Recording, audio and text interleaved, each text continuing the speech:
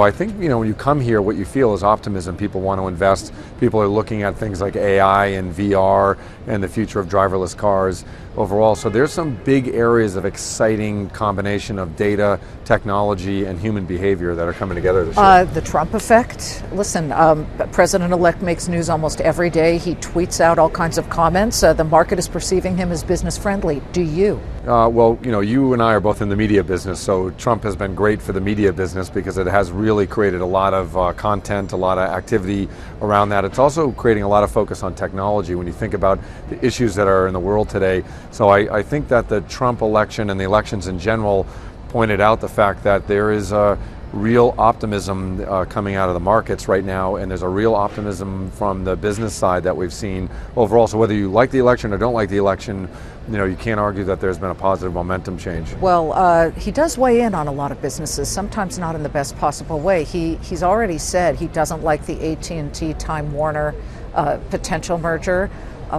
Is that a good or a bad insertion of President-elect self in the business world? I think from the standpoint of operating companies at this point, and with the level of transparency and the level of direct interaction that happens with governments, I think you have to be willing to operate in whatever environment is and face whatever the political environment's going to be. So, I think just like the Obama administration had certain things they cared about, I think the Trump administration will have things that they care about overall. But the reality is what you have to do is work with all those agencies and work with the government. And the government is a big player. The industries are a big player. So it's going to be an interesting process to work through whatever the first 2-3 years of the administration are. Right. Well, too bad he didn't impede in the Verizon-Yahoo deal. Verizon owns you guys. Then the Yahoo acquisition. I have to ask you, 2 breaches of 1.5 billion people total. Tim, talk to your investor audience here.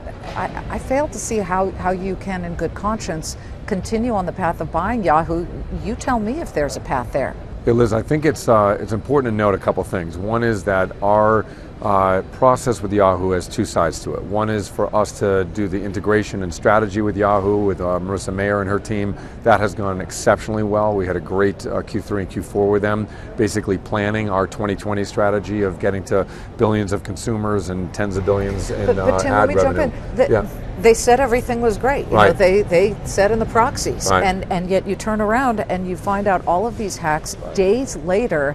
It's almost like buying a Ferrari, and then you're about to take possession and you see that there's sugar in the gas tank. Right. Well, the second part of it is what the process of the investigations are around the breach, and really Verizon's handling that directly with Yahoo, and the Yahoo investigation is still ongoing. So my job there is to operate the strategy and operate the assets. That's on track. The Verizon work with Yahoo has to finish their investigation. So I think we'll know a lot more after Yahoo finishes their investigation and whether or not there's any changes. Well, at least get a discount. I mean, do you think Verizon will ask to renegotiate? Well, here's the deal. I think anytime you're buying an asset and there's a change in the asset, generally the deal terms will change. But I think it's early right now because Yahoo's still doing their investigation. So we'll find all of that out probably in the first half of 2017. Look, are we just inured anymore to data breaches? I think data and security are a new reality, and they have been a reality for years now, but I think it's coming more to the consumer forefront and coming more to the government forefront and business forefront. So, the reality is just like all other security issues, whether it's credit card fraud or anything else, data security is an important thing. It's a trust level with consumers. It's a trust level with customers.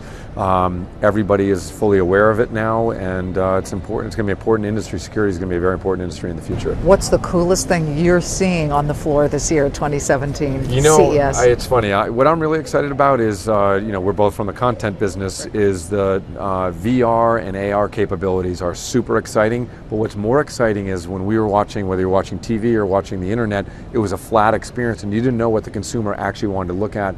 One of the things we've been looking at is the tracking of how people basically change their behavior of what they look at. If I give you a choice of a 360-degree view, what do you look at? It might be different than what I look at, and you can start to understand what consumers are, what they're passionate about, what they care about, what their interest levels are, what they focus on. So you and I might go to the same event, we might look at two different things. And on a television screen or an internet screen, normally you wouldn't be able to tell what Liz was looking at, what Tim was looking at. AR, VR is going to open up another level of consumer understanding of interests and passions, and it's going to really explode, I think, both the content business as well as the advertising business. It's such a personalized, newer experience now. Yeah, the world is going to be personalized for you, and the start of that has already happened. But the other thing is, brands are going to matter more in the future. People want to know if you want information. People don't want fake news. Advertisers don't want fake impressions. People want deeper, richer experiences. So last year was really about artificial intelligence. Now it's moving into experiences, and I think that the experiences plus data, the world's going to look a lot different in 5 or 10 years. It's great to see you, Tim. Thank Liz, you so great much. to see you. Thanks Tim for having me. Armstrong, thank you.